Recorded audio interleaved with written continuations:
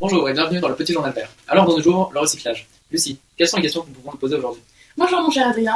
Aujourd'hui nous demanderons quels déchets quotidiens sont recyclés et comment sont-ils revalorisés. Très bien. Commençons tout de suite avec un reportage sur le recyclage du plastique. La collecte des déchets plastiques se fait auprès de 3 acteurs, les collectivités, les industriels et les agents de la grande distribution. Tous les types de plastique sont récupérés, emballages, films plastiques, bouteilles. Ces plastiques sont acheminés par camion sur le site de l'entreprise de recyclage. Les plastiques subissent d'abord un tri manuel. Après ce premier tri, ils sont décomposés en petits granulés, traités et purifiés. C'est la granulation. Une alternative à la granulation est la micronisation, qui consiste à réduire les matières plastiques en une poudre extrêmement fine, sans en retirer les impuretés. Ce processus est plus économique et plus pratique, mais le résultat est également moins pur.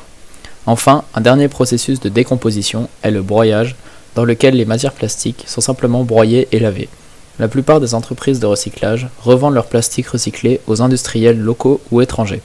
Il est ensuite utilisé pour fabriquer d'autres objets en plastique, mais également des fibres textiles ou des matériaux de construction. Et oui, maintenant vous savez ce que deviennent vos bouteilles plastiques après les avoir triées. Mais il existe encore beaucoup d'autres secteurs concernés par le recyclage. Notamment le verre. Nous sommes allés à la rencontre de jeunes qui recyclent leurs déchets pour voir les bons et les mauvais comportements. Ah salut, toi aussi t'es étudiante? Tu jettes ton verre comme ça tout le temps?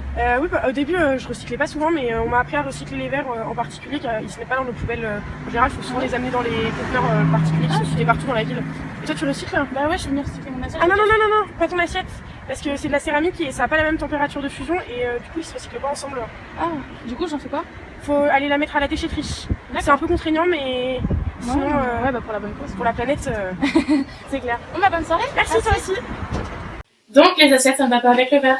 Et oui, et maintenant, une petite coupure pub. Restez avec nous, on se retrouve juste après.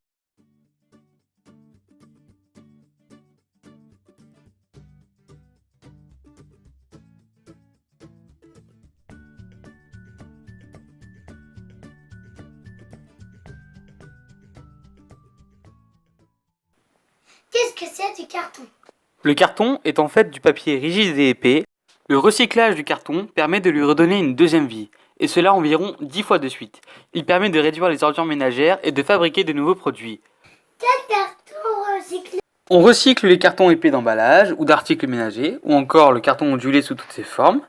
Ces cartons recyclés deviennent de nouveaux emballages comme ceux des pots de yaourt, peuvent devenir des classeurs en carton, des emballages de boîtes de mouchoirs, et bien d'autres encore. Mais en fait, comment on recycle le carton? Tout d'abord, le carton recyclé est broyé puis trempé dans de l'eau, ce qui forme une sorte de pâte. Celle-ci est ensuite enlevée de son encre, épurée et séchée. On obtient ainsi de nouvelles feuilles rigides qui servent pour les emballages de produits alimentaires, yaourts, compotes ou de colis postaux. Et bien maintenant les enfants aussi sont au courant. Pour finir, on s'est renseigné sur ce que vous connaissez sans doute moins, mais qui est tout aussi important, les déchets verts. On vous donne les avis des professionnels là-dessus. On peut considérer que cette plateforme de compostage s'inscrit totalement donc, dans le développement durable, et je dirais même plus précisément dans l'économie circulaire, par le recyclage, je dirais, intelligent donc de cette matière organique via des déchets, donc principalement des déchets verts qui sont collectés, triés à la source, donc qui sont propres dès la source, sont transformés, recyclés en compost, qui très logiquement retourne au sol et boucle la boucle de l'économie circulaire. Nos clients sont les collectivités qui nous fournissent le déchet vert et nous avons d'autres clients qui sont les agriculteurs qui utilisent le compost. Nous recevons les déchets verts par camion, ils sont triés, après ils sont broyés, triés, ça entre en fermentation, puis ils sont à nouveau passés dans une machine pour sortir à la fois le compost et le bois. Le compost sert à amender les sols et en gros ça sert d'engrais.